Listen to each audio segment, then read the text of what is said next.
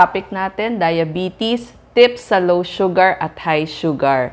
Ang diabetes ay kung saan ang insulin o ito yung escort ng glucose. Glucose na galing sa carbohydrates, dapat pupunta sa dugo pagkakain natin. At pupunta sa selula para may pagkain yung selula natin. Pag walang insulin, galing sa lapay o sa pancreas o hindi efficient yung inyong insulin, ang mangyayari, yung glucose nasa dugo lamang.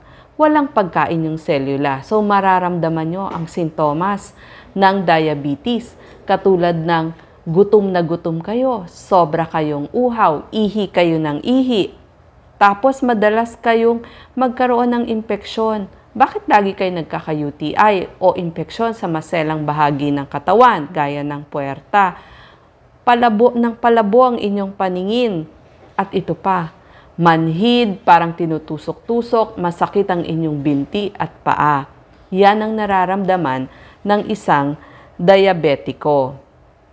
Maraming mga gamot na binibigay. Ang doktor na kailangang puntahan natin ay tinatawag na endocrinologist o yung mga diabetologist. Sila yung doktor sa diabetes. Pero isang tip ang kailangan mo. Kailangan mo ring magpa-check sa ophthalmologist o doktor sa mata dahil pag matagal ng diabetes, nagkakaroon ng komplikasyon sa mata. Kailangan mo rin ipa-check sa iyong endocrinologist o sa iyong doktor ang iyong paa kada check-up kasi nagkakaroon ng problema sa paa at marami pa. I-discuss natin yung complication. Maraming mga gamot na binibigay ang inyong endocrinologist. Sila na lang po ang magpapaliwanag. So, dyan nyo kinakailangan ang mga payo ng inyong doktor.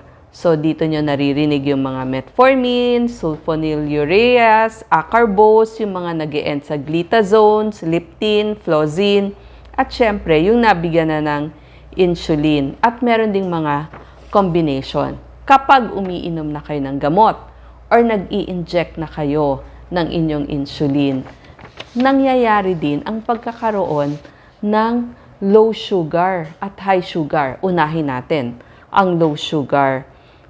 Kapag nagkaroon kayo ng mga ganitong sintomas, bakit gutom na gutom kayo? Pawis na pawis kayo. Hindi lamang to sa pasyente. Kung meron kayong kasama sa bahay, pamilya, kaopisina, tignan nyo rin ang inyong kasama na diabetic, baka nararamdaman niya ang pagiging gutom, pinagpapawisan, nanginginig, parang ninenervyos na siya, irritable, mainit yung kanyang ulo, pero parang lutang or kaya sasabihin niya masakit yung ulo niya. Ang dahilan, baka konti ang kinain, napasobra ang inject ng insulin, or napasobra ang kanyang ehersisyo, at yung mga umiinom ng alak. Ano ang ibibigay ninyo na pag emergency na? Or bago dumating ang emergency, pwede niyong bigyan ng kalahating tasa ng fruit juice or kaya ay kalahating tasa ng soft drinks. Hindi kailangan dito yung diet. Pwedeng regular soft drinks. Pwede rin isang kutsarang asukal or honey or candies. Example ng candies, pag sa Amerika, binibigay nila 6 na pirasong lifesaver. So tayo, kung ano yung makita natin sa table. Mga 3 hanggang 6 na pirasong candies.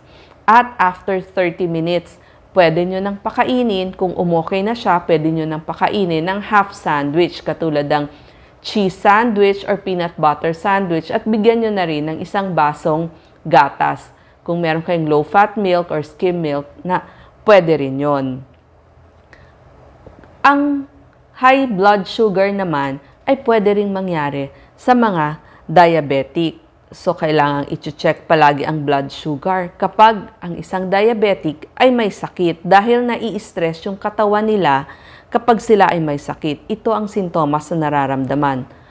Uhaw na uhaw, tuyong-tuyo yung kanilang bibig, mabilis yung hinga nila.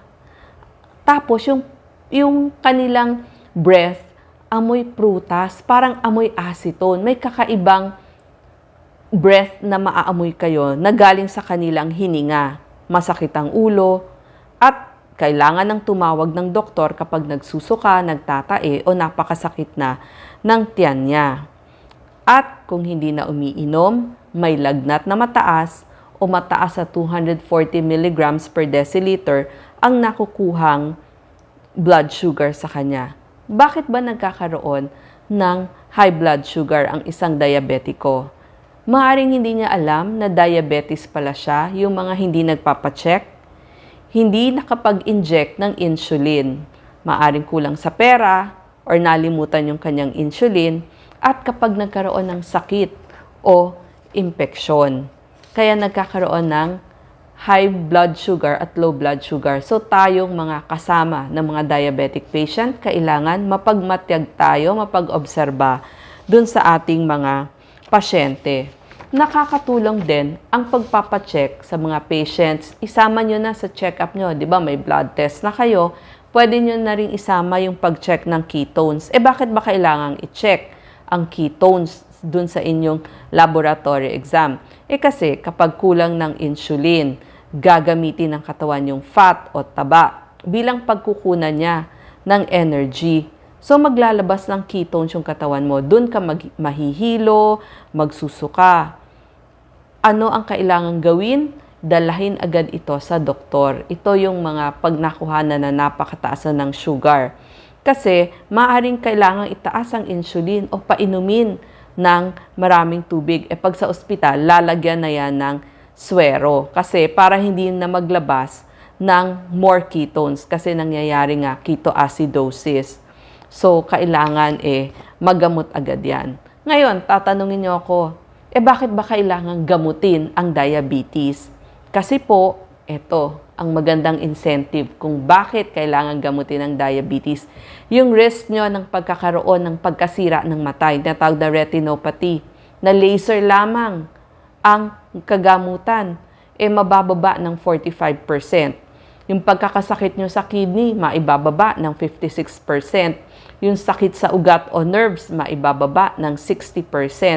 Pati yung pagbaba ng kolesterol o yung maibababa yung risk ng pagtaas nyo ng kolesterol. Mabababa na rin yung risk nyo ng pagkakaroon ng stroke at heart attack. Ano ang komplikasyon kapag hindi ginagamot ang inyong diabetes? Or ito naman, pwede rin gawin ng isang diabetic. Ingatan nyo ang inyong paa. Foot care. Kasi problema ng marami, wala nang pakiramdam ang kanilang paa. So, i-check ang paa kada ligo. Tignan nyo kung may sugat, kung may blisters, kung may paltos, kung may ingrown, at may alipunga. Number 2, lagyan palagi ng lotion. At kapag may sugat, lagyan ng povidone iodine. Number 3, huwag magpapaa o magyayapa. Kailangan nga lagi kayong nakamedyas para maiwasan ng pagkasugat sa paa. Sapatos, kailangan maluwag at sarado. Huwag ho kayong mag-open shoes, masusugatan ng paa nyo. Bawal din ibabad ang paa sa mainit na tubig kasi wala na itong pakiramdam. Pwede po ang gentle foot massage, lalagyan ng lotion. At sabi ko nga, kapag check-up nyo sa inyong doktor, ipacheck na rin ang inyong paa. Ngayon, sa mata, problema ng mga diabetic ang kanilang mata. Kasi yung maliliit na ugat doon sa mata ng diabetiko ay pumuputok. So, magpepeklat yon. Usually, may peklat doon sa ilalim ng retina ng mata. So, ang nangyayari, humihiwalay at nagiging blanco ang inyong visual field o yung paningin ninyo. Ang tawag dito, retinopathy. Laser lamang ang gamutan dito. At napansin nila yung mga diabetic, twice more common na nagkakaroon ng glaucoma at common din sa kanila ang pagkakaroon ng katarata. Number 2 na komplikasyon. Next na complication, nephropathy, yung perwisyo o pagkasira ng ugat na sa kidneys. Next, nagkakaroon din ng impotence. So, kailangan natin dito ang tulong ng counselor, marriage counselor, at ng inyong urologist. Meron din ako mga tagubilin sa pasyente or dun sa mga caregivers o nag-aalaga o kasama sa bahay o kamag-anak ng isang diabetic. Number 1, i-check palagi ang blood sugar. Kung kaya naman ng budget, sana 2 to 3 times a day. Mag-check kayo ng inyong blood sugar. At number 2, mag-inject ng insulin ayon sa sinabi ng inyong doktor. Kung once a day ba yan, twice a day, sundin po natin. Number 3, i-record ang nakuhang blood sugar pag-check ninyo. Pati yung dosage ng insulin or gamot na iniinom ninyo. At kung meron kayong kakaibang nararamdaman, i-note nyo palagi. Number 4, kumain ayon sa schedule. At saka kung meron kayong nutritionist, mas mainam. Kung ano yung meal plan na ibinigay sa inyo. Iwas na sa matatamis. Bawasan nyo na ang proteinang kinakain. Number 5, kailangan din yung ehersisyo. Kung pwede nga mag-test kayo bago at pagkatapos ng exercise, mainam din yon. Pwede kayo maglakad-lakad or mag-gardening. Number 6, maglagay lagi ng lotion at inspeksyonin ng paa. Number 7, magdala ng candy o pagkain tuwing aalis kasi baka mag-low sugar kayo. Number 8, magdala ng glucometer, strips, needles sa trabaho, sa pagpasya, lalo na sa pag-travel. Kasi may nakasabay na po ako sa eroplano na naging problem yan. Number 9, isama nyo na rin ang pagpapatest ng ketones, lalo na kapag may sakit kayo o may mataas na lagnat at kung napapansin nyo, pataas na ng pataas ang blood sugar levels ninyo. Paano kayo makakatulong sa isang diabetiko? Kasi gusto rin natin silang matulungan. Una sa lahat, huwag nyo silang i-judge na kapag maganda yung resulta ng blood sugar nila, ay mabuting tao siya. Pero kapag laging mataas, nako, matigas ang ulo niyan. Huwag po nating i-judge. Tanungin natin bakit. Sabihin natin, baka napaparami ka ng nakakain mong matatamis. Kailangan natin ng empathy o pakikiramay kasi mahirap ang pinagdadaanan nilang sakit. Number 3, tumulong tayong makaiwas. Pumili ng healthy choices. Samahan natin siya. So kung magsiserve tayo, imbis na cookies, mag-prepare tayo ng mga prutas. Number 4, kailangan patient tayo dun sa ating mga pasyente.